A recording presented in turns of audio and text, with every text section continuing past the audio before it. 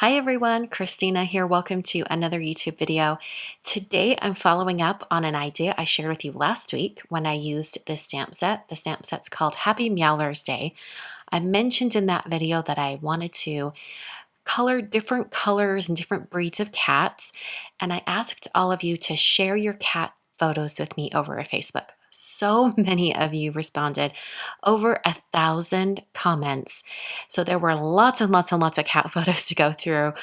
I tried to go through and kind of find some that were very distinct color patternings or like if, I saw a lot of white cats, a lot of black cats, a lot of tabby cats. So I'm starting out with this first one from Karen. This is Hershey Kiss, who is such an adorable cat. And I thought this, Kiss, as she calls him, has very interesting coloring. So I wanted to start out with this cat.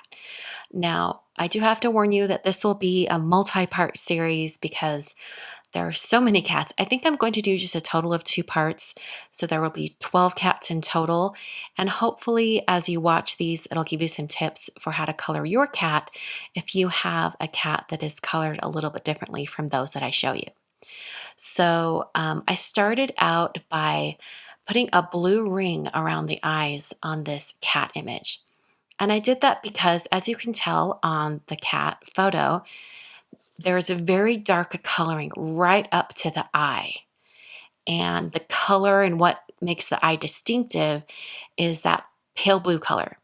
So I wanted to make sure that as I color these dark areas on this cat, that blue color is retained. Now, when I'm coloring some other cats later that do not have such dark faces, I'm not going to put the color of the eyes in because it's not quite as important to differentiate where the pupil is.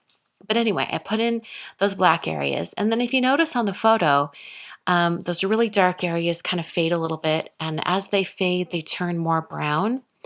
In fact, this cat in person might actually be more of a dark brown on those spots, but I can't tell in this photo. So I went with black and then had the brown areas kind of fade out from there. There is a lot of white on the body of the cat. So I tried to keep most of that pretty clear of color, but I did add a little bit of shading using that brown color. And this is optional, but I like to give my cats a little bit of blush. It's a cartoon, it's an animated picture, it's not accurate. So I think just giving them a little bit of blush makes it a more friendly little photo, or image, I should say. Added more black to emphasize those areas. And then I came in and added just a little highlight in the eye of the cat.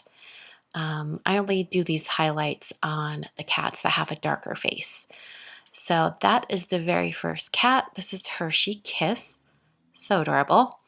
This next cat is so pretty and has such unusual coloring. This is from Megan.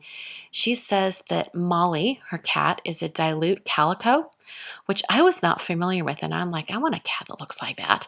So pretty, kind of muted gray, not black, but gray, with a very soft orange. So I'm starting out by coloring her nose and ears because they do have pink. And then I came in and started to map out that pale orange color. And I'm using sort of an ochre shade with my colored pencil. I'm just mapping it out. I'm getting the coloring on here first. And this is my first little tip for you, which I didn't quite follow on the first cat because as I was coloring these, I sort of realized I was coloring all of them in the same way, which is I first map out the color patterns. Just with plain color, maybe a little bit of a lighter color, mapping that out. This cat has a little bit of that orange on its shoulders, a white tummy, and then a dark tail. And then after I've mapped out the colors, then I come in and start adding shadows where the shadows would be right over those patterns. So I'm coming in and I'm adding shadows for the gray areas. And then I came back in with that kind of golden ochre shade and I added some shading in those areas as well. I also used that pale gray on the white areas for this cat's white feet, just to add some shading. And a little bit of shadow underneath his head, or her head, I should say. And that is Molly. Isn't she so cute? This next comment I got at Facebook actually has two cats from Pamela. This is Max and Rocky. I'm not sure which cat is which, so I'm going to assume the cat on top is Max. We're going to start with Max and we'll go to Rocky next. I'm starting out by coloring Max's nose and ears and adding that blush in there. And then I'm going to color him like a tabby cat, but an orange tabby cat. So you could use similar coloring style if you have an orange tabby cat, even if it's not this particular breed that has, the longer hair and the tufts on the ears. If you have an orange tabby that has a little bit of white on it, on his feet and on, his belly, things like that, you could color your cat in a similar way. So I started out by mapping out that coloring pattern. So the kind of the M on his forehead, and I can't see the rest of his body, but I'm assuming he probably has a little bit of stripe pattern, maybe just on his arms. I'm not entirely sure. It seems to me that it's mostly on the areas where the fur is shorter. So it could be that there aren't any other stripes on the rest of his body, that his fur is so long, it's all kind of mixed in. I have no idea, but I'm just guessing here. So I took my lighter shade and came in and I filled in the color on his body. And like I did before, I'm now going to go in and start adding shading right over top. So I'm adding it onto the sides of the body and the sides of the head. And I've kept kind of his snout and mouth and chin more white, just like the photo, and I've kept his paws white as well. And then for his tummy, I'm not sure what his tummy looks like in this photo, but I just add a little bit of shading on his tummy. So now we're going to go on to the second kitty. And the second kitty is basically like a brown tabby. I think you could also have like a Maine Coon cat that looks a little bit like this with how I color it. But you notice for the ears and the nose, I went to a slightly more muted coral shade. If you notice, his nose it's not black, it's just like a darker pink, like a dark dusky rose.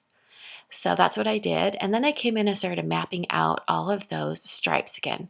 And I can see on his arms, he's got some stripes. So I decided to add the stripes all over his body. And then I came in and added the main base color, just like before. So I'm going to do this color all over. I probably should have left his little chin white, but I didn't catch it while I was coloring. But after I did that, then I came in and added the shading, just like I did before. So you're first mapping out the distinctive features.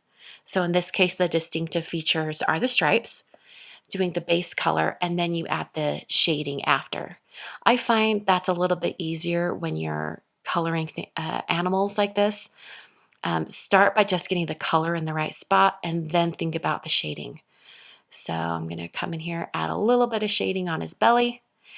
And I'm gonna emphasize those stripes because they kind of got a little lost after I added that extra color. And then we're pretty much done. So this is the second of those two cats. Oh, sorry for the camera shake there. All right, the next grouping of cats, and these are the last two for the video, are a black and white cat. This is Wriggly, Pearl, and Winter.